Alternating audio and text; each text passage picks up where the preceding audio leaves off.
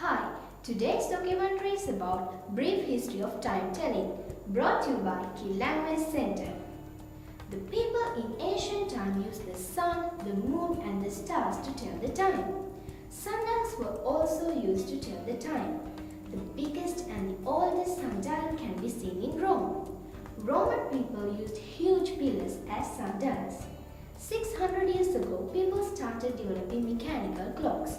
These were kept in towers, city centers, and in churches.